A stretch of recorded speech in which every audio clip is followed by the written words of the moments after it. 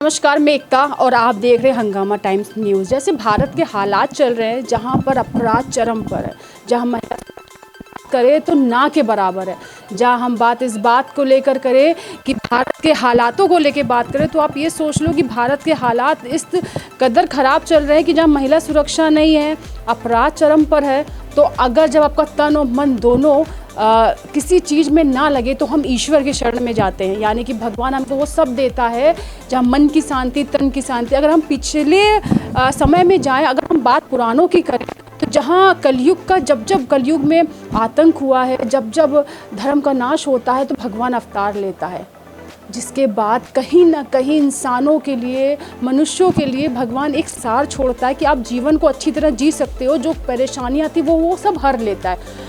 इसी के तहत आज मैं बात करूं कि अपने भारत में उत्तर प्रदेश राजधानी लखनऊ में एक कार्यक्रम होने जा रहा है। अध्यात्म का कार्यक्रम है, जहां पर आए हुए लोग ईश्वर के बारे में जानेंगे, ईश्वर के लिए जानेंगे। इसका कार्यक्रम जो हो रहा है वो वरिष्ठ नेता, सपा के वरिष्ठ नेता राजेश यादव द्वारा हो रहा है, जहां धर्म गुरु शंकराचार्य का आना होगा, जहां बात धर्म की होगी। क्योंकि जब धर्म की कहीं कहीं जहां भी मनुष्य को परेशानी होती है, जब देश में कहीं जब भी कोई ऐसी बात होती है जहाँ पर बोलना ज़रूरी होता है, तो शंकराचार्य अपने मुखमंडल से वो ये चीज़ ज़रूर बोलते हैं कि आपको ईश्वर के शरण में जाना चाहिए, सही काम करना चाहिए। और देश में इस समय जो हालात हैं उनको सुधारने के लिए मुझे लगता है कि ईश्वर से प्रार्थना करना पड़ेगा हम सभी को कि देश के हालात सुधरे। इसी को लेकर आज हमारे साथ हैं सपा के वरिष्ठ नेता राजेश यादव जी। उनसे पूछते हैं कि सर,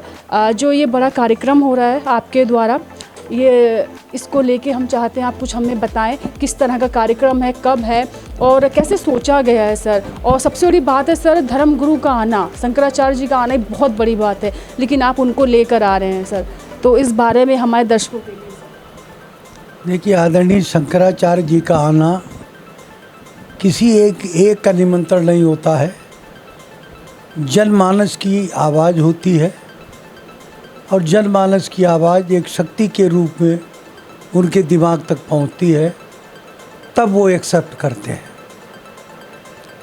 आदिगुरु शंकराचार्य जी लखनऊ में आ रहे हैं, इंदिरा गांधी प्रतिष्ठान में 23 तारीख को।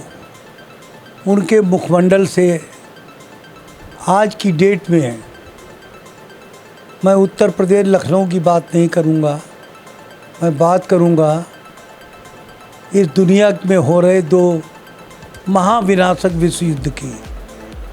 जब विश्व युद्ध के कोने पे बैठ गई है दुनिया, उस समय आदिगुरु शंकराचार्य का आना अपने आप में एक महत्व है।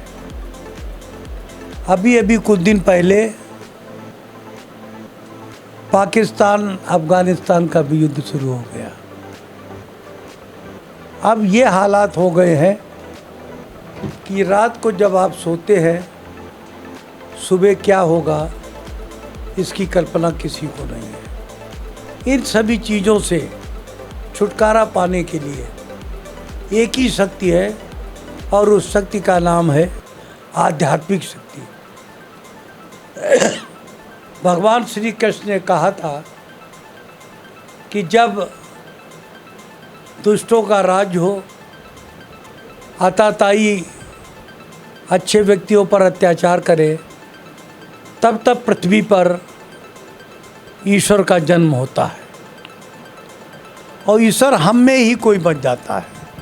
ईसा मसीह, अल्लाह हो, ये सब हम ही में कोई बनता है। और जब वो परफेक्ट हो जाता है, 16 कला के अवतार भी आ जाता है, तब भगवान कृष्ण, भगवान राम बन जाते हैं। आपने देखा होगा कि ईश्वरत्व को प्राप्त करते करते भगवान कृष्ण का जन्म होते हुए पूतना का वध कर दिया, चाणूर और मुष्टिक जैसे पहलवानों को ख़त्म कर दिया। उस समय की धरती कंस के अत्याचारों से थर थर काँप रही थी और बड़ी अच्छी व्यू रचना की कि देवकी का कौन सा पुत्र कंस को मारेगा और कैसे वो बचेगा और कहाँ वो जन्म लेगा। एक संदेश स्पष्ट है कि महान पुरुष, महान व्यक्तित्व जन्म हमेशा ऐसी जगह लेते हैं जो इतिहास बन जाता है। कारागार में भगवान का जन्म हुआ और पूरे विश्व को उन्होंने संदेश दिया। अगर रोक ना लिया गया होता तो आज पूरी दुनिया कृष्ण के धर्म को भी पालन कर रही होती। मैं लंदन गया तो लंदन के गलियों में एक ही चीज़ सुनाई पड़ी, हरे रामा हरे कृष्णा। अमेरिका के इस्कॉन टेम्पल से शुरू हुआ ये हरे राम। हरे राम का मतलब बलराम है और हरे कृष्णा तो जो विश्वव्यापी भगवान आपका है, जिसको क्रिश्चियन भी मानते हैं, रसखान जैसा व्यक्ति ने कितना अच्छा वर्णन मुस्लिमों के किया है। रामचंद्र जी ने जूठे बेर खाए, ये सामाजिकता की पहचान है। मेरे कहने का तात्पर्य ये है, जो आपके बीच में इतने बड़े संत आ रहे हैं, वो लखनऊ के द्वारा और आपके मीडिया के द्वारा पूरी दुनिया को जागृत करेंगे। उनका संदेश दुनिया के लिए होगा। अगर ये संदेश फैला दिया गया तो वर्ल्ड वार रुक जाएगी, वरना जापान में तो 2 ही बम गिरे थे और आज तक लोग करा रहे हैं। अब तो दुनिया के पास हजारों बम हैं, एटम बम, न्यूट्रॉन बम, परमाणु बम, सब कुछ हो गया है। अगर ये कहीं गिर गए, अगर ये कहीं चल गई मिसाइलें, तो दुनिया का अस्तित्व इस समय पूरी तरीके से खतरे में है। रात को सोते समय आदमी को ये सोचकर जगना चाहिए कि कल का सुबेरा हम देख पाएंगे कि नहीं देख पाएंगे, कि कोई केमिकल बम आके हमारी सांसों को बंद कर दे। अभी अभी आपने देखा बगल में हमारे पड़ोसी ने भी युद्ध छेड़ दिया। अभी 2 युद्ध चल ही रहे थे, तीसरा शुरू हो गया। कहने का मतलब क्या है? स्वामी जी को जो हम बुला रहे हैं, आचार्य जी को जो बुला रहे हैं, उसका एक ही है, चाहे वो ब्यूरोक्रेट्स हो, चाहे वो लीडर्स हो, चाहे वो स्टूडेंट है। मैं सबका आह्वान करता हूँ कि आप सभी लोग वहाँ पर आकर उनकी अमृतवाणी को सुने और दुनिया जो एटम बम पे बैठी है, इसको बचाने की गुजारिश करें, इसको गुजारिश करने का प्रयास करें। यही मेरा कहना। सर, मैं कहना चाहूँ शंकराचार्य के बारे में कहना है कि उनकी राय सभी रायों से अलग होती। वो कभी किसी पार्टी के लिए, किसी नेताओं के लिए की तरफ से नहीं बोलते। वो बोलते जो उनको लगता है सही है, सत्य है। उनका लखनऊ आना और देश में इस समय की जो है परिस्थिति बदल रही है, क्या लगता है सर कि इस बार जब वो मंच पे होंगे तो किस तरह का माहौल रहेगा, किस तरह से लोगों का आना होगा? और इस बार क्या लगता है किन चीज़ों से आप आहत हो या आपने उनसे बात करी है? किस मुद्दे को लेके बात होगी? बात धर्म की होगी कि बात राजनीति की होगी कि बात सर इस समय हालातों पे होगी? देखिए, किसी भी देश, किसी भी समाज, किसी भी वर्ग के लिए सबसे बड़ी चीज़ होती है उसका धर्म। धर्म से मनुष्य की रचना हुई है। सरकारें तो आती जाती रहती हैं, धर्म एक अविनाशी है। और धर्म के कारण आप देख रहे हैं कैसा युद्ध, इजराइल का युद्ध हो रहा है, रसिया का युद्ध हो रहा है। अगर ये धर्म युद्ध समाप्त नहीं होता है तो मैं आपको बताऊंगा कि हम महाप्रलय की ओर जा रहे हैं। प्रलय की कगार पर खड़े हैं। अगर जरा सा चूक गए तो धरती जल के भस्म हो जाएगी। हमको धरती को ढूंढने के लिए चंद्रमा सहित शुक्र ग्रह पर पहुंचना पड़ेगा, क्योंकि यहाँ पर पानी ही पानी होगा। तो आचार्य जी जो आ रहे हैं ये धर्माचार्य हैं, ये भगवान के अंग हैं। भगवान के अंग जब बोलते हैं तो उनके जिह्वा पे स्वयं सरस्वती निवास करती है।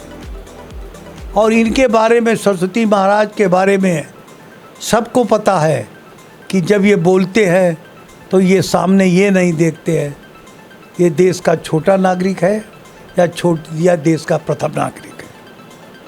ये सच बात को बोलते हैं और सच में इतनी ताकत है कि आपने देखा होगा रावण से बड़ा बलशाली कोई नहीं था और कंस से बड़ा कोई बलशाली नहीं था। अमरत्व पाया हुआ था हिरण्यकश्यप को, उसके मरने की, उसको ख़त्म होने की कोई गुंजाइश नहीं छोड़ी थी उसने। ऐसे वरदान मांगे थे और भगवान ने ऐसा रूप धारण किया और उसको ख़त्म कर दिया। ठीक उसी तरीके से हमारे देश, हमारे मोहल्ले, हमारे विश्व में जो इस समय भयानक आतताई लोग परेशान कर रहे हैं, इनका अंत बहुत जल्दी होगा। आपने तो जीते जागते देख लिया है बेटा। ऐसी बीमारी भगवान करे कभी भी दोबारा ना आए। उस बीमारी ने दुनिया को झकझोर दिया और वो कोविड नहीं था, वो सर्वनाश था। वो तो भगवान ने ऐसा कुछ कर दिया कि भाई से बहन बिछड़ गई, माता पिता बिछड़ गए, रात को अच्छा खासा बच्चा सुबह गायब मिला। तो ये क्या होता है, इसी को प्रलय कहते हैं। मैं भगवान और आचार्य जी जो आ रहे हैं, मैं उनसे यही अनुरोध करूँगा कि आने वाले दिन में जब वो बोले तो उनका रसास्वादन किया जाए और एक ही भगवान से प्रार्थना की जाए, हे भगवान, अब ये दोबारा इस धरती पर इस तरीके की महामारी, तकलीफ, युद्ध, मनमुटाव, जातिवाद, धर्म अधर्म की लड़ाई बंद हो जाए। सर, अब हम बात करेंगे इस कार्यक्रम की, कब है, कैसे लोग आ सकते हैं, क्या एंट्री पासेस हैं, क्या कोई उम्र का वो है कि सभी बच्चे, बूढ़े, जवान सब पहुंच सकते हैं? सर, इसके बारे में कुछ दर्शकों को बताएं जो हमारे चैनल के माध्यम से आना चाहते हैं, उस तरह से क्या रहेगा? महाराज जी का ये कार्यक्रम चूँकि आध्यात्मिक कार्यक्रम है, सात्विक कार्यक्रम है, सर्वधर्मीय है, उनके विचार सभी लोगों के कल्याण के लिए हैं, इसलिए शांत की व्यवस्था रखना बहुत ज़रूरी है। ऐसे लोग ना आए जो आपस में बात कर रहे हों, व्यवधान डालने की कोशिश करें। हमारा शासन और प्रशासन, हमारी यहाँ के पुलिस कमिश्नर से बात हुई है, हमारे लोगों की प्रमुख सचिव से भी बात हो चुकी है। तमाम पूरा का पूरा अमला पूरी तरीके से सबको इनवाइट कर दिया गया है।